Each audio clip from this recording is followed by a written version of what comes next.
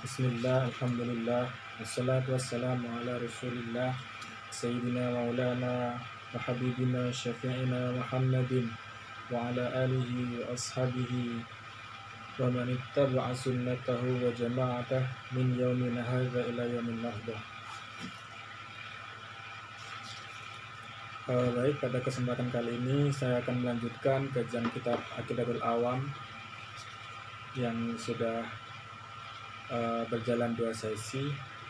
Pada malam hari ini atau pada kesempatan kali ini saya akan melanjutkan pembahasan dari yang kemarin, di mana pembahasan kemarin itu membahas tentang sifat-sifat wajib Allah yang bersifat 20.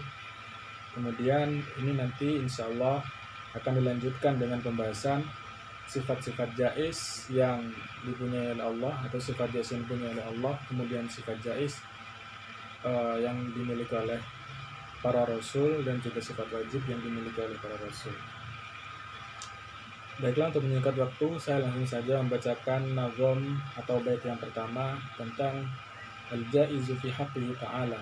Qala an-nazim rahimahullahu, bismillahirrahmanirrahim, wa jaizun bi fadlihi wa adlihi tarkul likulli mumkinin ka fi'lihi. Ini kalau diartikan bahwasannya sifat jaiz itu tarku likulli mumkinin ka fi'lihi, meninggalkan segala sesuatu yang mungkin bagi Allah, atau juga mengerjakan sesuatu yang juga mungkin bagi Allah. Tentu sifat jaiz ini sesuai dengan keutamaan dan juga keadilan yang dimiliki oleh Allah Ta'ala. Di syarah ini dijelaskan bahwasannya wal jaizu fi haqqihi ta'ala fi'lu kulli mumkinin aw tarkihi. Bahwasanya sifat jaiz yang dimaksud di sini itu adalah mengerjakan setiap perbuatan yang mungkin dilakukan, atau meninggalkan setiap pekerjaan yang juga mungkin dilakukan tersebut. Fayajibu ala kulli mukallafin ay ya'taqida anna Allah Ta'ala yajuzu lahu ay yakhluqa wa yakhtara min khalqihi ma yasha. Dan wajib hukumnya bagi setiap muslim, bagi setiap mukmin, bagi setiap mukallaf meyakini bahwasanya Allah itu mempunyai hak kewenangan untuk menciptakan makhluknya, dan untuk memilih dari setiap makhluknya tersebut hamba-hamba yang dipilihnya sesuai dengan apa yang Ia kehendaki. Mayasya. Wala yajibu alaihi syai'un. Dan Allah itu tidak dibebankan oleh segala sesuatu apapun. Jadi sifat kewenangan atau sifat jaiz itu hanya dimiliki oleh Allah, tidak bisa diintervensi oleh siapapun. Wa ma kana li ahadin al-ikhtiyaru ma'ahu. Di sini juga dijelaskan bahwasannya sifat jaiznya Allah itu tidak bisa diikut sertakan oleh siapapun.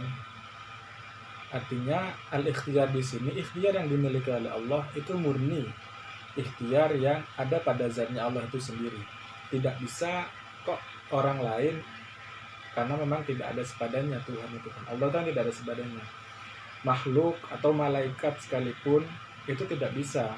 Misalnya Allah memutuskan untuk melakukan sesuatu. Misalnya Allah memutuskan untuk menciptakan bumi. Di dalam Al-Quran itu kan sudah digambarkan bahwasannya inni ja'ilun fil ardi khalifah. Di bumi, setelah menciptakan bumi itu Allah menciptakan khalifah yang disebut khalifah. Khalifah yang di sini itu adalah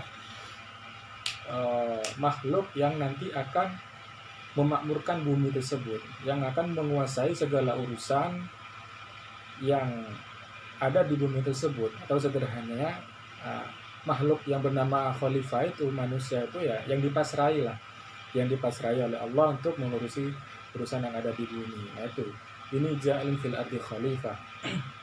Kemudian kan itu diprotes oleh malaikat. Ataj'alu fiha may yufsidu fiha wa yasfiku dima. Malaikat itu protes kepada Allah, ya Allah, apakah kami ini kurang cukup? Apakah kami ini masih kurang cukup? Itulah kira-kira protesnya malaikat. Kita ini kan, kami malaikat itu kan selalu menyembahmu, muqaddisulak, selalu mensucikanmu, selalu menyembahmu, tidak pernah membangkang kepadamu. Apakah nanti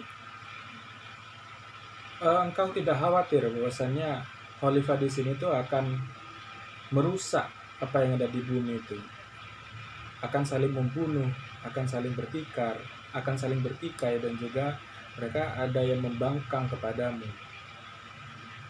Kemudian Allah menjawab, inni a'lamu ma la ta'lamun.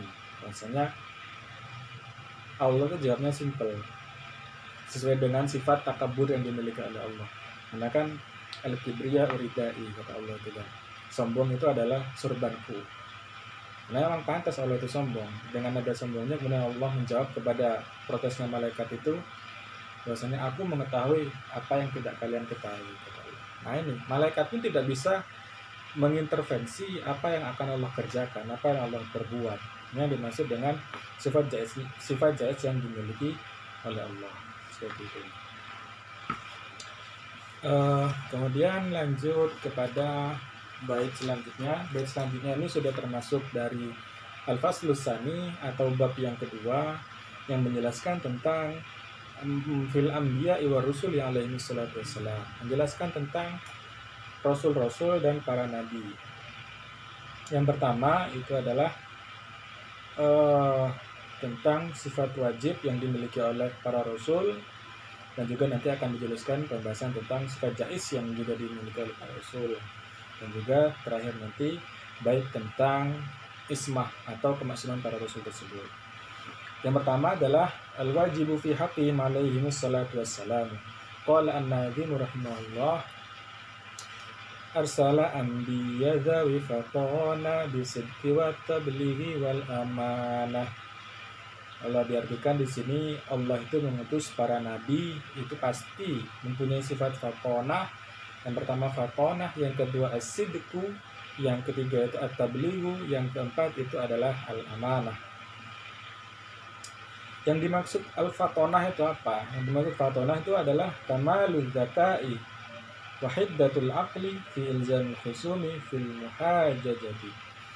Yang dimaksud fatonah itu adalah sempurnanya kecerdasan dan ketajaman akal. Apa fungsinya sempurnanya kecerdasan dan ketajaman akal itu? Nah, itu untuk melawan, untuk berhujjah terhadap mereka, umatnya para rasul, para nabi, terhadap mereka yang membangkang atau menolak dakwah yang diemban oleh para rasul tersebut.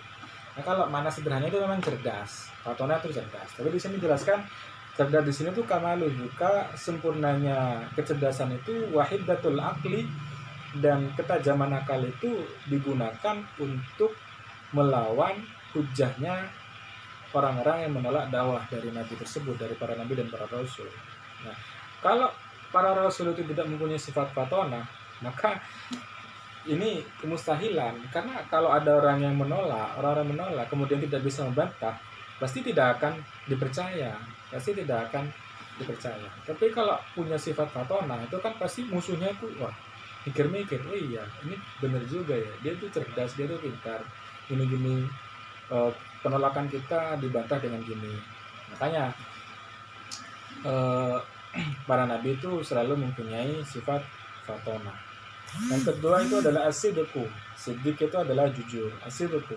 Yang dimaksud adalah mutabaqatu khabarihim lil waqi', kesesuaian kabar-kabar mereka, apa yang disampaikan oleh mereka itu sesuai dengan al-waqi', sesuai dengan kenyataannya. Jujur. Yang ketiga itu adalah tabligh. Yang dimaksud tabligh di sini apa? Ta'limuhum an-nasa syara'i Allah. Yang dimaksud tabligh itu bukan hanya menyampaikan, tetapi ta'limuhum annas, mengajarkan manusia, liyurshiduhum ila sa'adati fid dunya wal akhirah, mengajarkan manusia kepada syariat-syariatnya Allah untuk menunjukkan mereka kebahagiaan di dunia dan juga di akhirat. Jadi tabligh itu bukan hanya menyampaikan, tetapi juga mendidik kaumnya, mendidik umatnya tersebut. Kalau Nabi Muhammad itu kan yang masyhur hadisnya itu Adzabani Rabbi fa ahsana ta'dibi. Misalnya Nabi Muhammad itu dididik langsung oleh Allah. Kemudian Allah itu memperbaiki atau memperbagus akhlaknya Nabi Muhammad. Nah, kalau nabi itu yang langsung yang mendidik itu Allah. Nah, kalau umatnya itu ya para nabi, menjadi tugas para nabi. Itu yang dimaksud tabligh di sini. Jadi bukan hanya sekedar menyampaikan. Kemudian yang keempat, sifat wajib yang dimiliki oleh para rasul itu adalah al-amanah. Yang dimaksud dengan al-amanah di sini adalah ismatuhum zahiran wa batinan min at-talabbus bimanhiin anhu walau nahiya karahatan. Yang disebut amanah di sini itu adalah terjaganya mereka baik secara zahir maupun batin dari apa-apa yang dilarang bagi mereka. Amanah yang dimaksud dengan amanah. Jadi kalau lawannya amanah itu kan khianat. Ini tidak mungkin. Para nabi dan para rasul itu mempunyai sifat khianat itu yang tidak mungkin.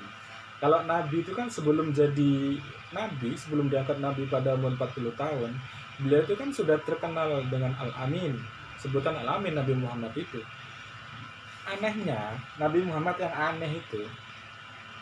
anehnya itu para musuh ketika beliau sudah mendapatkan risalah kenabian, para musuh itu masih banyak yang mempercayakan urusan-urusan kepada Nabi Muhammad.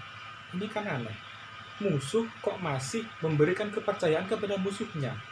Kenapa? Karena para musuh kafir Quraisy tersebut masih memiliki kepercayaan bahwasanya Nabi itu Al-Amin, orang yang paling jujur. Di kota Mekah itu Nabi itu orang paling jujur. Di Bani Quraisy itu, di suku Quraisy itu Bani Hashim khususnya, itu adalah Nabi Muhammad itu orang yang paling jujur, Al-Amin. Bahkan dalam riwayat itu kan waktu Nabi berdagang, masih jadi karyawannya, masih jadi membantu berdagangnya Sayyidah Khadijah. Itu kan dari riwayat masyhur kalau Nabi berjualan itu bahkan waktu berjualan pakaian itu sobek sedikit saja itu dikasih tahu kepada pembeli. Nabi itu mengasih tahu bahwasanya barang-barang yang ingin dibeli itu kurangnya gini, cacatnya itu gini. Makanya itu Nabi itu punya sifat al-amin bahkan sebelum diutus menjadi nabi atau sebelum mendapat risalah kenabian itu. Kemudian bait yang selanjutnya adalah sifat jais yang dimiliki oleh para nabi dan juga para rasul. Qala an-nazim rahimahullah wa jaizun fi haqqihim min arabi bi ghairi naqsin ka khafifil maradi. Bait ini dimaksudkan untuk menjelaskan bahwasannya para nabi dan para rasul itu layaknya manusia biasa. Sifat jaisnya itu adalah mereka para rasul mempunyai sifat yang layaknya manusia biasa. Layaknya manusia biasa, bukan seperti malaikat. Tapi para rasul itu juga hidup layaknya manusia biasa. Mereka juga makan, para rasul itu juga makan, para rasul itu juga minum, menikah juga dan lain sebagainya seperti itu. Itu sifat yang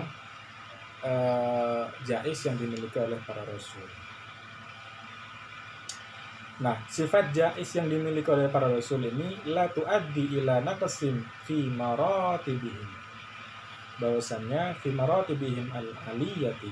Bahwasannya sifat jais ini sama sekali tidak mengurangi sedikit pun martabat atau derajat dari kenabian itu sendiri. Derajat kerasulan tidak sedikit pun.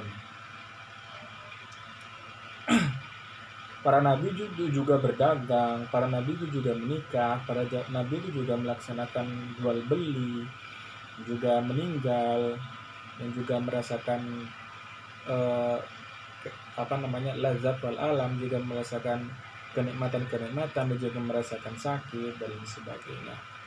Tapi di sini dijelaskan kalau tidur. Sini sarannya menjelaskan bahwasanya nabi itu kalau tidur itu sebenarnya matanya saja yang tidur. Beda kalau dengan kita. Kalau kita tidur semua itu tidak sadar sama sekali. Kalau nabi, para nabi dan para rasul itu cuma matanya saja yang tidur, tetapi tidak hatinya. Hatinya itu masih terjaga. Seperti itu. Begitu juga nabi itu tidak pernah mimpi basah. Kali para rasul, para nabi tidak pernah mimpi basah. Kenapa? Karena ihtilam atau mimpi basah itu datangnya dari setan, masuk ke mimpi manusia untuk mimpi itulah, mimpi hubungan suami istri atau semacamnya, sehingga nanti bisa mimpi basah. Kalau para nabi itu enggak, sama sekali tidak pernah merasakan ihtilam, tidak pernah merasakan mimpi basah tersebut. Nah, di sini juga dijelaskan wa amal aradu allati fiha nafsun kal juzami wal barasi was samami wal bukni wasyalali wal arji wal aur kamustahilatun alaihim. Adapun sifat-sifat jais yang dimiliki oleh para nabi, maksudnya sifat manusia biasa yang dimiliki oleh para nabi, di mana sekiranya sifat kemanusiaan tersebut itu bisa mengurangi derajat atau martabat kenabian, maka itu tidak mungkin terjadi. Seperti adanya sakit lepra, sakit kusta, kemudian Nabi itu somam, tuli, kemudian Nabi itu buta. Hal-hal yang seperti itu, yang sekiranya sifat manusia yang mampu atau berpotensi untuk mengurangi dari martabat kenabian, itu tidak mungkin dimiliki oleh para rasul seperti itu. Di sini juga dijelaskan bahwasanya kisah Nabi Ayub yang sangat masyhur. Ini pendapatnya Syekh Muhammad bin Ali Al-Maliki. Kisah Nabi Ayub yang waktu sakit itu kan keluar kayak semacam cacing yang keluar dari tubuhnya. Itu kan cerita yang sangat masyhur. Biasanya ketika beliau tidak sembahyang, Nabi Ayub sudah sembahyang, itu masih perlu menaruh cacing-cacing yang ada di dalam tubuhnya tersebut. Nanti kemudian setelah sembahyang ditaruh lagi. Nah, itu menurut pendapatnya Syekh Muhammad ini, pendapatnya Syarih, itu merupakan cerita yang dusta. Tidak ada ceritanya, la mahalatalah, tidak ada ceritanya, tidak ada asalnya cerita-cerita tersebut. Karena menurut keyakinan akidah Syariah bahwasanya sakit-sakit yang seperti itu yang bisa melemahkan derajat atau mengurangi derajat kenabian, itu tidak mungkin dimiliki oleh para nabi dan para rasul. Karena apa?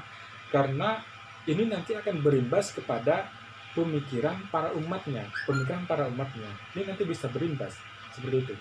Jadi kan kalau seorang rasul atau seorang nabi itu sakitnya sakit yang sangat parah, itu pasti umatnya itu nanti berpikir, nabi kok bisa sakit ya? Kok bisa sakitnya kayak gini? Nanti bisa-bisa orang yang sudah beriman kepada seorang rasul, kepada seorang nabi, bisa saja tidak mengimani seperti itu. Karena posisi nabi sebagai teladan umat, sebagai pemimpin umat, itu sangat sentral di situ.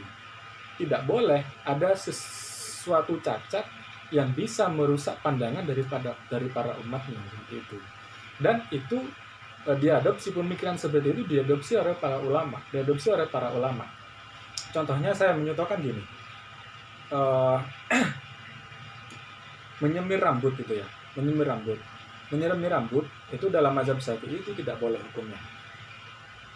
Dalam catatan, rambut yang sudah beruban itu tidak boleh disemir hitam, karena dengan alasan itu merubah yang sudah digariskan oleh Allah. Itu tidak boleh. Kecuali kalau rambut hitam terus dikasih warna, itu nggak apa-apa. Tapi kalau uban itu kan menandakan seorang yang sudah berumur, sudah sepuh gitu ya. Nah, biasanya orang menyemir rambut yang sudah uban itu akan menunjukkan kalau dia itu masih belum tua, masih belum sepuh. Tapi itu kan tujuannya itu seakan-akan ingin merubah apa yang sudah digariskan oleh Allah, seperti itu. Nah, itu nggak boleh. Dalam mazhab Syafi'i itu tidak boleh. Nah, kecuali pendapatnya Imam Ghazali begini, kecuali semir itu dilakukan oleh para ulama, itu tidak apa-apa. Salah satu pendapatnya Imam Ghazali, tidak apa-apa. Kenapa? Karena kalau seorang ulama yang menjadi pemimpin umat itu nanti beruban, bisa-bisa dia dianggap lemah oleh umatnya. Karena kan wah ini kiainya ulamanya sudah sepuh gini gini gini gini, nggak usah dipercaya lagi lah, dia sudah pikun, sudah gini gini gini ini. Contohnya seperti itu ya. Nah, maka dari itu salah satunya pendapat itu mengatakan boleh bagi para ulama untuk menyemir rambut hitam yang sudah beruban tersebut dengan tujuan untuk mempertahankan wibawa seorang ulama, wibawa seorang kiai seperti itu. Nabi juga begitu. Hal-hal yang bisa merusak bisa merusak atau menurunkan derajat kenabian itu tidak mungkin diterima atau pernah terjadi kepada para rasul. Gitu.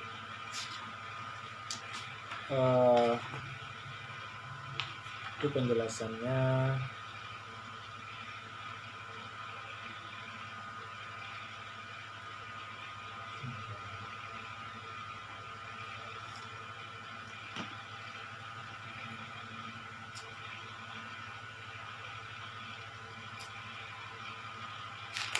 Kemudian pembahasan yang terakhir pada kesempatan kali ini itu adalah ismatul anbiya wa rusuli alaihi wassalatu wassalam. Qala an-Nabi rahimahullah, ismatuhum kasairil malaikah wajibatun wa fadlul malaikah. Kalau diartikan bait ini itu adalah ismatuhum, sifat maksum yang dimiliki oleh para nabi itu selayaknya sifat maksum yang dimiliki oleh para malaikat. Tidak pernah berbuat dosa, tidak pernah berbuat kesalahan, layaknya malaikat. Bahkan di dalam mayoritas jumhur ulama Asy'ariyah itu mengatakan wa fadlul malaikat. Para rasul itu derajatnya atau ismahnya itu maksumnya itu melebihi para malaikat. Begitu. Itu keyakinan sebagian dari Asy'ariyah. Tapi sebagian lagi ada yang mengatakan misalnya sebenarnya sama.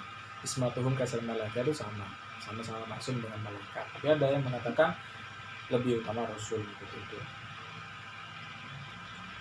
Yang dimaksud maksum di sini itu adalah secara bahasa mutlakul hifdi, penjagaan secara total. Wastilahan hifdzullahi lahum minadz-dzambi ma istihalati wuqu'ihi. Secara istilah, secara terminologi, ismah maksud yang dimaksud di sini adalah penjagaan Allah terhadap mereka para rasul itu dari berbuat dosa bersertaan dengan mustahilnya para rasul tersebut jatuh ke atau pernah melakukan dosa seperti itu. Ini disarai oleh Sayyid Muhammad bin Alwi bahwasanya yajibu ala kulli mukallafin ayya'taqida annal anbiya'a war rusul alaihi salatu wassalam maksumun. Misalnya kita sebagai umat Islam itu wajib untuk meyakini bahwasanya para rasul dan para nabi itu adalah maksum, sebagaimana para malaikat itu juga maksum. Fahum munazzahuna 'anil wuqu'i minal fil ma'asi. Mereka itu terpelihara dari jatuh kepada maksiat-maksiat. Fala yatrukuna wajiban. Mereka juga tidak pernah sekalipun meninggalkan perkara-perkara yang wajib. Wala yartakibuna muharraman. Mereka juga tidak pernah melakukan hal-hal yang diharamkan. Li'annahum qudwatun hasanatun. Karena sungguhnya mereka para rasul adalah contoh atau teladan di antara umatnya tersebut. Wal mathalul a'la alladhi yattaju ilaihin nasu. Dan sepadan atau contoh yang paling tinggi di mana orang-orang atau manusia atau umatnya para rasul tersebut selalu menjadi acuan. Para nabi itu selalu menjadi acuan daripada umatnya itu.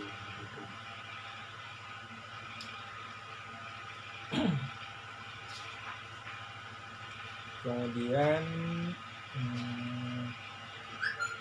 itu tadi dijelaskan wahum afdalu minal malaika ala madzhab ilaihi jumhurul asy'ariyah. Bahasanya para rasul, para nabi itu ada yang mengatakan sebagian asy'ariyah mengatakan mereka lebih afdal, lebih utama daripada para malaikat. Wa mimma yajibu i'tiqaduhu anna ba'dal anbiya'i war rusuli afdalu min ba'din. Dan wajib juga bagi kita untuk meyakini bahwasannya dari para rasul yang 25 itu dan juga para nabi itu kan banyak ratusan ribu. Kalau para rasul itu jumlahnya hanya 25. bahwasanya penjelasannya sudah kemarin ya, sudah pada pembahasan kemarin apa bedanya rasul dan apa bedanya dan dengan bedanya dengan nabi. Anna ba'dal anbiya wa rasul afdalu min ba'din, bahwasanya sebagian dari para rasul itu lebih utama atau lebih tinggi pangkatnya dari sebagian yang lain. Itu. Nah, itu juga kan dari 25 rasul itu ada istilah ulul azmi. Ulul azmi itu ini adalah pangkat yang paling mulia. Kenapa disebut ulul azmi? Kalau kata guru saya dulu menjelaskan ulul azmi itu karena mereka itu mempunyai beban yang paling berat, mempunyai beban yang paling berat daripada yang lain. Lebih berat beban mengemban dakwah risalah dan juga dakwah kenabian itu lebih berat daripada yang lain. Ini mereka itu orang-orang yang paling tersiksa lah, bukan tersiksa secara negatif ya, tapi tersiksa secara positif seperti itu. Kalau tahu kan Nabi itu bahkan sampai dilempar kotoran, Nabi itu bahkan kelaparan 2 hari. Nabi itu tidak pernah tidak pernah kenyang itu melebihi 3 hari, tidak pernah. Bahkan Nabi itu selalu mengganjal perutnya itu dengan batu, karena hidupnya Nabi itu selalu lapar, perutnya itu selalu lapar. Beda dengan kita itu kan dikit-dikit makan, akhirnya kenyang, akhirnya malas melakukan sesuatu, malas ibadah, malas belajar dan sebagainya. Beda lah. Kalau Nabi itu pangkatnya ya karena bebannya itu banyak, akhirnya mereka itu ditimpa beban yang sangat berat itu. Maka bagian dari mereka itu disebut dengan ulul azmi, mendapatkan pangkat yang paling mulia di antara para rasul tersebut. Ulul azmi itu siapa? Ulul azmi itu adalah yang pertama itu Nabi Muhammad, ada 5. Yang kedua itu Nabi Isa, yang ketiga itu Nabi Musa, yang keempat itu Nabi Ibrahim, yang kelima itu Nabi Nuh. Atau boleh dari awal, Nabi Nuh, Nabi Ibrahim, Nabi Musa, Nabi Isa, Nabi Muhammad. Kalau biasanya itu nyingkatnya itu minim itu Nabi M Muhammad, itu Isa, Nun itu Nabi Nuh, I itu Ibrahim, M itu Musa. Bisa disingkat itu biar gampang ingatnya. Ulul azmi itu minim itu ada 5 gitu. Nah, itu juga wajib kita yakini bahwasanya sebagian dari mereka itu lebih utama atau lebih unggul pangkat atau derajatnya dari sebagian yang lain. Kok bisa gitu? Ini ada perdebatan. Di sini dijelaskan kok bisa gitu. Padahal ada ayat yang menjelaskan bahwasanya a'udzubillahi minasyaitonir rajim, la nufarriqu baina ahadin min rusulih, bahwasanya Allah itu tidak membeda-bedakan antara seorang rasul dengan seorang yang lain, itu tidak pernah membeda-bedakan. Berarti ini kan kalau ada perbedaan pangkat, perbedaan derajat di sini, berarti ini menyelisihi dari ayat la nufarriqu baina ahadin min rusulih, bahwasanya Allah sendiri mengatakan bahwasanya Allah tidak pernah membeda-bedakan seorang rasul dan seorang rasul yang lain seperti itu. Nah, di sini dijawab oleh syarih, wala yu'aridu hadza li'anna ma'na hadhil ayati ada mutafriqi fi risalatihim wal iman bihim. Bahwasanya yang dimaksud dengan ayat di sini itu adalah tidak adanya perbedaan dalam risalah mereka dan juga beban iman dari umat atau dari manusia kepada mereka. Itu tidak, hanya makna ayat ini itu bukan bermaksud untuk menyeragamkan pangkat dari seluruh rasul tersebut, bukan, tapi karena ada mutafriq fi risalatihim, tidak adanya pemisahan antara risalah-risalah yang mereka bawa. Jadi semua itu sudah ada rangkaiannya. Semua itu sudah ada rangkaiannya, mulai Nabi Adam, terus Nabi Nuh, Nabi Ibrahim, turun ke anaknya Nabi Ismail, turun lagi ke Nabi Musa, turun lagi ke Nabi Isa dan lain sebagainya. Ada 25 itu. Nanti pembahasan selanjutnya Rasul 25 itu ada pada bab selanjutnya. Itu tidak ada pemisahan antara risalah-risalah mereka itu artinya menyambung, rangkaiannya itu menyambung. Nah, itu bahwasanya risalah yang paling utama itu kan tauhid. Dakwah itu tauhid. Itu pasti semua nabi, semua rasul itu pasti dakwahnya itu tauhid. Meskipun ada perbedaan dalam furuknya, dalam cabangnya. Seperti itu. Mungkin dalam tata cara ibadahnya, mungkin dalam tata cara toharohnya, mungkin dalam tata cara puasanya, itu pasti ada perbedaan. Tapi yang jelas ada mutafrid dari risalah ini, tidak ada pemisahan antara risalah mereka, di antara risalah mereka itu tidak ada pemisahan. Jadi satu rangkaian itu yang dimaksud ayat itu. Fal mu'minuna laisu kal yahudi wan nasara wa hum alladzina yu'minuna bi ba'dihim wa yakfuruna bi ba'd. Orang-orang beriman itu maksudnya iman di sini itu orang-orang Islam ya dalam konteks sekarang. Laisu kal yahud.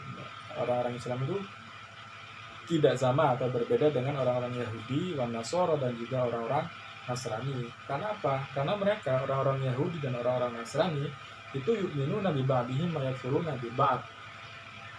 Mereka itu mengimani sebagian yang lain dan mengingkari sebagian yang lain. Begitu. Nah, maksudnya di sini umat Islam itu pada ayat lan fariqu baina ahadin min rusuli itu ya kita harus mengimani keseluruhan rangkaian dari 25 rasul itu. Misal dari 25 rasul itu kita pilih-pilih. Nabi Adam misal, wah saya tidak iman ke Nabi Adam mah. Nabi Adam itu kan manusia pertama ya, ngapain juga dia jadi rasul, nggak pantas juga kan, belum ada umatnya juga orang pertama. Itu tidak boleh. Kita wajib meyakini bahwasanya Nabi Adam itu adalah seorang rasul, seorang utusan, seorang nabi, yang termasuk dari 25 rasul seperti itu. Atau mungkin kita nggak begitu suka dengan ceritanya Nabi Sulaiman. Mungkin Sulaiman itu kayaknya bukan rasul deh, masa orang kaya jadi rasul, padahal rasul-rasul yang lain itu terkenal miskin-miskin, terkenal melarat-melarat gitu ya. Masa Nabi Sulaiman kok enak jadi raja, kaya? Nah, itu nggak boleh juga, nggak boleh. Karena kalau seperti itu dijelaskan di sini kita sama aja dengan orang-orang Yahudi dan orang Nasrani yang mengimani sebagian yang lain tetapi mengingkari sebagian yang lain. Tidak boleh. Kita harus mengimani keseluruhan dari Rasul, 25 Rasul itu harus wajib etikot, yakin bahwasanya 25 Rasul itu memang orang-orang yang benar-benar diutus oleh Allah Ta'ala. Mungkin seperti itu saya cukupkan di sini pembahasan kajian bait-bait Aqidatul Awam yang membahas tentang sifat jaiz bagi Allah, sifat wajib bagi Rasul, dan sifat jaiz bagi Rasul. Untuk pembahasan selanjutnya nanti insya Allah akan membahas tentang al-mustahil fi haqqillah ta'ala Rasul, sifat-sifat yang mustahil yang terdapat dalam zatnya Allah dan juga sifat mustahil